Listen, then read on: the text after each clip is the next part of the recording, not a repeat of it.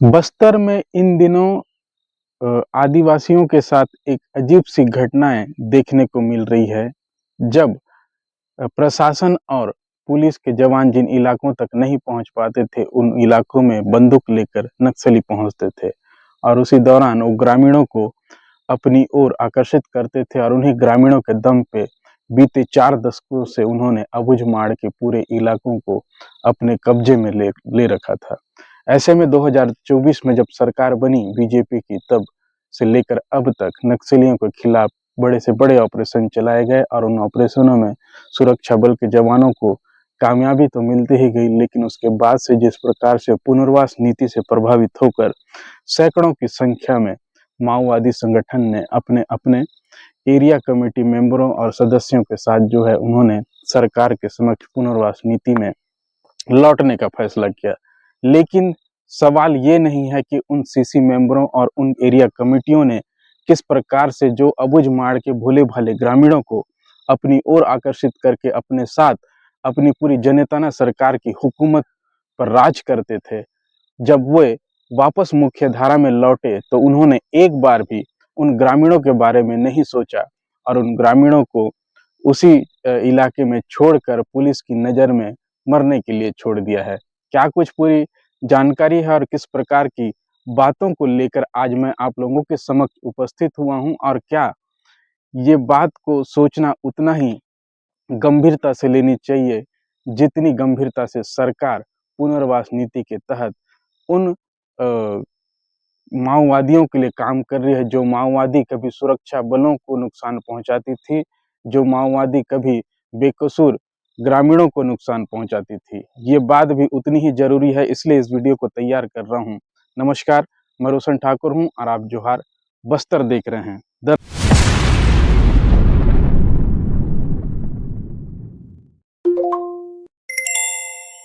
दरअसल अभी मैं जिस गाँव में और जिस जगह पर मौजूद हूँ, आपको वीडियो में आगे-आगे पता चलेगा और मैं इस बात का भी पुरज़ोर से आप लोगों के समक्ष इस वीडियो के माध्यम से रखना चाहता हूँ कि जो नक्सली बीते 4 दशकों से जिन जनता के सपोर्ट से वो बीते 4 दशकों से अपना जनाताना सरकार की हुकूमत के चलते वो राज करते थे। अब वही जनता यहाँ से वहाँ दर-दर भटकने के लिए तैयार है। मेरे साथ कुछ ग्रामीण मौजूद हैं और अभी मैं उनके पास पहुँचा हुआ हूँ। कैसे पहुँचा और क्या कुछ पूरी कहानी है, इस वीडियो में हम जानेंगे। फिलहाल आप इधर देखेंगे थोड़ा, ये वो गाँव के ग्रामीण हैं अबूझमाड़ के, जो कभी नक्सलियों के बड़े लीडरों के साथ मिल के ये उनके साथ काम करते थे। मिलिशिया सदस्य के तौर पे इन्हें अपने साथ वो रखते थे। लेकिन जब इनकी ज़रूरतें खत्म हुई, तब इनके पास से वो सारे हथियार लेके वो सरकार के समक्ष जो है मुख्य धारा में लौटे और इन्हें बेसहारा उसी गाँव में छोड़ दिए। जबकि इनका भी नाम उनके संगठन के साथ-साथ पुलिस के पन्नों में भी दर्ज था। तो क्या ऐसे में इन ग्रामीणों की सुरक्षा उन माओवादियों को कहीं पर भी सोचने के लिए मजबूर नहीं की, जब इन्हें भी मुख्य धारा में लौटकर वो सुविधा का भी लाभ दिला सकें, जो सुविधा आज वो सरकार के साथ मिलकर ले रहे हैं। क्या कुछ पूरी जानकारी है और किस प्रकार से हम यहाँ तक पहुँचे और ये कहाँ के हैं और क्या थी इनकी संगठन में भूमिका, उस पर इनसे बातचीत करेंगे। पहले तो आपका नाम बताओ? मेरा नाम रामलाल हाँ, कहाँ के रहने वाले हो? तुलतुली। अच्छा, संगठन में कैसे जुड़े आप? अम, नक्सली मना के ऐसे-ऐसे काम करना बोल के बता रहे थे, हुँ, इसलिए उसमें जुड़े थे। अच्छा, कौन-सा हथियार रखते थे आप? बरमार बंदूक। अच्छा, संगठन में कौन-सा पद दिए थे आपको? रक्षाना संगठन में था। अच्छा, मिलिशिया कमांडर हाँ, जिम्मेदार दिए थे। अच्छा, और आपका क्या नाम है? फंड पांडु। आप क्या करते थे संगठन में? संगठन मिलिशिया संगठन। मिलिशिया संगठन में काम करते थे। ठीक है, और आपका क्या नाम है? संतोष रमाटा। आपकी क्या भूमिका थी संगठन में? वो तो नक्सलियों आके फिर ऐसे ये काम करने से होते मतलब नहीं लड़ोगे तो ज़मीन नहीं मिलेगा तो नहीं तो यहाँ से भाग जाओगे ऐसे-ऐसे बोल के बता रहे थे, इसलिए काम कब किया कब था। से जुड़े थे आप उनके साथ? 2019 से। 2019 से। फिर जी, कब तक काम किया उनके साथ? 2024 तक। 2024 तक। जी। राजू राम मंडावी। राजू राम मंडावी। जी। आप कहाँ के रहने वाले हो? तुलतुली। आप संगठन में कब जुड़े? 2014 में। 2014 और कब छोड़े? 2024 को। क्या करते थे संगठन में आप? अ, कृषि शाखा में अध्यक्ष था। कृषि शाखा के अध्यक्ष थे। जी। मतलब साग-सब्जी बोते थे नक्सलियों के लिए। साग सब्जी और जीरा भेंडा सब हुँ, बोते थे। आप करते थे पूरा। जी, गाँव फिर वालों को आके बताते थे और नक्सलियों बुलाते थे। वहाँ जाके मीटिंग ऐसे-ऐसे गाँव वालों को बताना बोल करके बता रहे थे, तो गाँव में आके गाँव हुँ, वालों को मैं बताते थे। हुँ।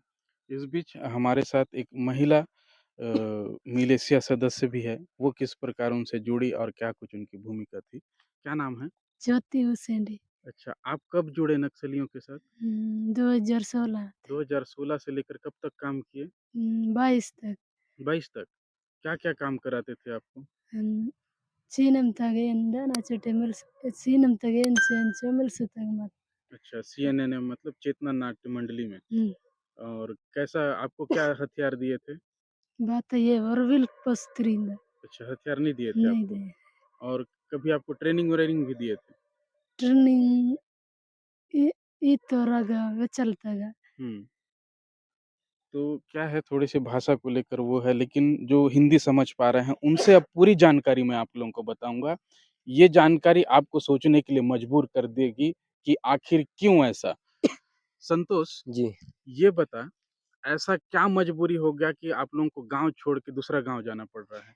तो हमारे गाँव में तो ऐसे गश्त आके फिर पकड़ेगा ऐसे-ऐसे नाम रहते बोल के सोच के फिर तमिलनाडु बोरगाड़ी में काम करेंगे बोल के इतना 5 लोग सोच के साथ में गया था तो पैसे-वैसे नहीं है तो पैदल गया तो 4 दिनों तक डायरेक्ट शॉर्टकट जाते कोंडागाँव निकले। हुँ, वहीं से फिर जाते समय वहीं ये रायगढ़ में पहुँच गए। रायगढ़, जी, हाँ, उड़ीसा बॉर्डर। जी, अच्छा, उड़ीसा बॉर्डर से फिर उड़ीसा जाते? जी, वहाँ रास्ता भूल भूल गया था तब आपको फ़ोन किया था। अच्छा, जी, रास्ता भूल गए तब मेरे को फ़ोन किए? जी, अच्छा, रास्ता कैसे भूल गए? उधर ही जाने का रास्ता भूल गया हाँ, तब मेरे पास पहले का नंबर दिया था वो नंबर से लगाए थे अच्छा आपको। मेरा नंबर था आपके पास? जी, कहाँ से मिला था मेरा नंबर? उस समय उधर आए थे तुलतुली में उस अच्छा, समय। मैं तो आना-जाना करता ही था। जी, अच्छा, तब आप लोग हालाँकि मेरा नंबर तो सभी के पास है, मेरे चैनल में भी सभी के पास जी, रहता है। तो आप लोग जैसे मेरे से संपर्क किए, उसके बाद आप लोग अब क्या चाह रहे हो? वापस घर जाना चाह रहे हो कि जी, मुख्य धारा में लौटना चाह रहे हो? नाम काट के घर जाऊँगा बोल के सोच रहे हो। अच्छा, जी, नाम काट के घर जाओगे। जी, आप क्या सोचते हो? नाम काटకేసి లోన్ దాకా మాటు हुँ, ఇంజి ಚೋಚ್ಕಿನೋ ಎದ್ದೆ ನಾಮ್ ಕಾಟಿಕೆ ಬಲೆವ ಆಯೋ ಮಯಕ್ಕೆ ದಿನಲೆ ಗೆಸ್ತಿ ವಾಸ ಮಂತೋರ್ ವಾಸ ಅಪ್ನುರೆ ಮುಟ್ಬೇಡ್ಕೇಸಿ ಅಪ್ನೂರ್ ಪೊಸೋಯ್ನುರೆ ಇಂಜೋ ಮಾಟ್ ಚೋಚ ಮಾಸಿ हुँ, ಅಕ್ಕೆ तमिलनाडु अक्कत्तके कालजोरायनुर इंजी अंजुमत्नु। हुँ, हुँ। ठीक है, ये कह रहे हैं कि ये डर की वजह से जो है, ये भी तमिलनाडु काम करने के लिए जाने वाले थे, लेकिन इन लोग रास्ता भटक गए, रास्ता भटकते वक़्त ऐसे किसी व्यक्ति का नंबर रहना वाक़ई में अचंभित माना जाएगा और इस आप लोग कब निकले थे? शनिवार से शनिवार से? हाँ, तो खाना-वाना रखे थे साथ में? हाँ, रखे थे? तो कहाँ-कहाँ, किधर-किधर गए? तमिलनाडु अंजुमत्नम कामते मया हमेशा गस्ती वाइन तुरस कोर क्रेसी माटू काम तंजुमत्नम हुँ। तो ये थे महिला बता रही है कि ये भी जो गश्त आते थे, गश्त आने की वजह से इन्हें गाँव में रहना मुश्किल होता था क्योंकि इनका पुलिस रिकॉर्ड में नाम था और ये जब भी गश्त आते थे तो अपना गाँव छोड़ के इनको जंगल की ओर भागना पड़ता था। वो जंगल जो बचपन से इनके पास में रहा है, बचपन से ही ये छोटे समय से उन जंगलों में छोटे से बड़े हुए हैं। ऐसे में जब इनके मन में डर आता है तो सबसे पहले ये उसी जंगल की ओर भागते हैं अपनी जान बचाने के लिए। अब आप तो कमांडर थे उसमें, है नहीं? जी। मिलिशिया कमांडर थे। जी, जी। तो आप क्यों जा रहे थे उधर? आप थाना-वाना में नहीं गए थे सरेंडर करने? पहले गए थे चारों वहाँ ओरछा थाना में, हुँ, फिर नाम नहीं काटा है, बोल रहे थे इसलिए हम हमारा गाँव वही क्षेत्र में हुँ, हमेशा गश्ती कर रहे थे पुलिस लोग। हुँ। आप लोग को कभी-कभी पूछते थे, मिलने से मारेगा कि कैसे बोल के डर डराते थे। डर लग रहा था इसलिए हुँ, जा रहे थे। अच्छा। शनिवार सुबह निकले थे, खाना-वाना लेके हुँ, निकले थे। ठीक है। रास्ता मालूम होगा आप लोगों को उधर जाने का? भूल गए हैं सर इसलिए वहीं रुके थे। अच्छा, इसलिए आपके यहाँ फ़ोन किए। फ़ोन किए। अच्छा, किसको माँगे मोबाइल? मोबाइल वही रायगढ़ का है, किसका तो वो नाम नहीं जानते हैं, वो भी पैदल चल रहे थे। हुँ, फिर रास्ता में मिले थे, हाँ, मिल के मोबाइल मँगवाए थे। अच्छा। फिर मेरे नंबर में फ़ोन किया आप लोग, जी, जी। है नहीं? चलो बहुत अच्छा किए। जैसे ही हमको पता चला इनका फ़ोन आया, तो हम आधी रात को इनको लेने के लिए नारायणपुर से रायगढ़ की ओर रवाना हुए। उसके बाद हम जैसे-तैसे इनको उस इलाके से सुरक्षित निकाले। सुरक्षित निकालने के बाद इन्हें समझाइश दिए कि आप इस तरह के कदम ना उठाइए। पुलिस हर प्रयास आपको मदद के लिए तैयार है, क्योंकि आपका नाम काटने से लेकर आपको सुरक्षित घर पहुँचाने की ज़िम्मेदारी हम लेंगे। उस शर्त पे ये हमारे साथ आने के लिए तैयार हुए। और ऐसे में सबसे बड़ा सवाल आखिरी में फिर से मैं दोहराना चाहूँगा कि वो नक्सली जो कभी इन्हीं की बदौलत से जिन इलाकों में अपने आप को सबसे ज़्यादा सुरक्षित मानते थे और इन्हीं के दम पर जो है जनाताना सरकार की हुकूमत चलाते थे। लेकिन जब सरकार की पुनर्वास नीति उनके सामने आई तो उसका लाभ लेने के लिए सिर्फ़ वही चले गए, उनके पीछे जो खड़े थे जिनके दम पर वो राज करते थे, उन्हें वो पीछे छोड़कर चले गए। ऐसे में जब इनका नाम पुलिस के पन्नों में दर्ज हुआ और बार-बार जो सरकार दोहरा रही है कि 31 मार्च 2026 तक माओवाद पूरी तरीके से समाप्त कर देगी।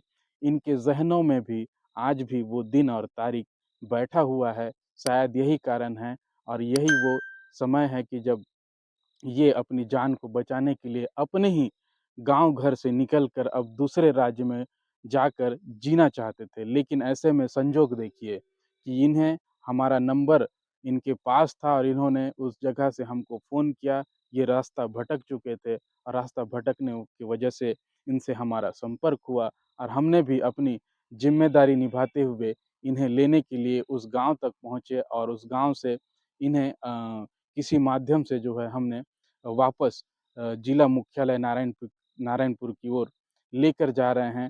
आप अगर सोचते हैं कि जो जनाताना सरकार, जो माओवादी संगठन इनके दम पर राज कर रही थी, आज वो अपने ही जनता को पीछे छोड़कर सरकार का लाभ लेने के लिए मुख्य धारा में लौट चुके हैं और सरकार की योजना का लाभ ले रहे हैं। ऐसे में जो बचे हुए माओवादी हैं, जो बचे हुए छोटे कैडर के संगठन के सदस्य हैं, उनका जीवन यापन कैसा होगा? उनको पुनर्वास में कैसा लाया जाएगा या फिर उन्हें पुलिस के जो पन्नों में इनका नाम दर्ज है, उसे किस प्रकार से हटाया जाएगा? इसके लिए अब तक किसी भी कोई भी बड़े माओवादियों ने कदम नहीं उठाया, ना ही वो किसी अधिकारी के सामने इस बात को रखा है। मैं प्रमुखता से इस बात को आप सभी के सामने रख रहा हूँ कि जो भी बड़े कैडर के माओवादी जो सरेंडर कर चुके हैं, सरकार की मुख्य धारा में लौट चुके हैं, वो अपने पीछे एक बार ज़रूर मुड़ कर देखें कि उनके पीछे किस प्रकार से जो जनता उनके लिए हमेशा मरने और मारने के लिए तैयार रहती थी, वो जनता अब किस प्रकार से अपने आप को असहाय महसूस कर रहे हैं, किस प्रकार से वो अपने ही गाँव को छोड़ने के लिए मजबूर रहे हैं। खबर ठीक-ठाक लगे तो आगे शेयर कीजिएगा और लगे प्रमुखता के साथ इस मुद्दे पर बात होनी चाहिए और ये बात उन माओवादियों तक पहुँचनी चाहिए जो माओवादी आज सरकार का लाभ लेकर सुरक्षित अपने-अपने जगह पर खुशहाल ज़िंदगी जी रहे हैं। तो आप इस वीडियो को ज़रूर शेयर, लाइक और सब्सक्राइब कीजिएगा। धन्यवाद।